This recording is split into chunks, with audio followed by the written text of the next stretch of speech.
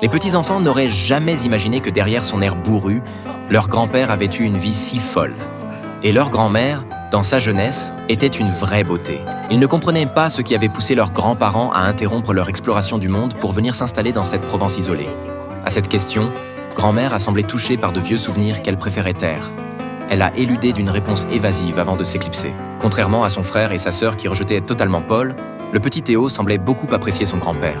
Il le suivait discrètement partout pendant que Paul vaquait à ses occupations. Et Paul adorait ce petit-fils. Quand grand-mère a voulu emmener Théo voir la course de taureaux au village, le garçonnet a refusé, préférant serrer fort la main de son grand-père. Le cœur fermé de Paul semblait s'être entrouvert au contact de ce petit-fils lumineux et innocent.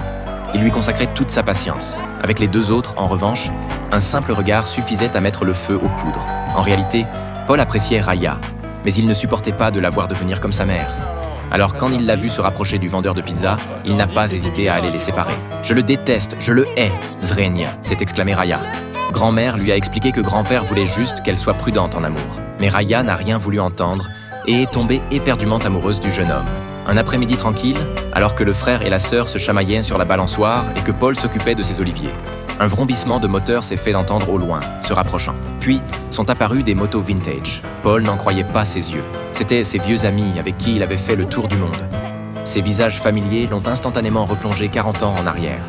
Quand Paul a compris que c'était Léon qui leur avait donné l'adresse via les réseaux sociaux, il a tout de suite deviné que son petit-fils avait manigancé ça. Ils ont fait une grande fête dans le jardin, parlant de tout et de rien jusqu'au bout de la nuit. Grand-mère avait revêtu une tenue exotique et tout le monde dansait au rythme de la musique. Sous l'arbre, les convives ont évoqué le passé. Léon a appris qu'à l'époque, Paul n'était pas le seul à courtiser grand-mère. Presque tous les hommes étaient sous son charme, même le frère de Paul. En entendant le nom de Xavier, Paul a d'abord sursauté, puis s'est mis à sangloter doucement. Paul avait en effet un frère, mort accidentellement. Après son décès, Paul s'était retiré avec sa femme dans cette campagne provençale. Les petits-enfants ont alors compris que sous sa carapace de vieil homme têtu, grand-père cachait un cœur tendre. Le lendemain, Léon a aidé Paul à désherber autour des oliviers. Paul connaissait ses arbres par cœur, passant même plus de temps avec eux qu'avec sa famille. Parlant de famille et de carrière, il a confié à son petit-fils qu'après le divorce de ses parents, en tant qu'aîné, il avait dû endosser des responsabilités familiales trop lourdes pour ses 17 ans. Accablé par l'éclatement de sa famille, il s'était enfui dans les bois, courant à perdre haleine. Épuisé, il avait fini par accepter la réalité, pleurant sur l'épaule de son grand-père. Cet échange à cœur ouvert avait définitivement dissipé le malaise entre Paul et Léon.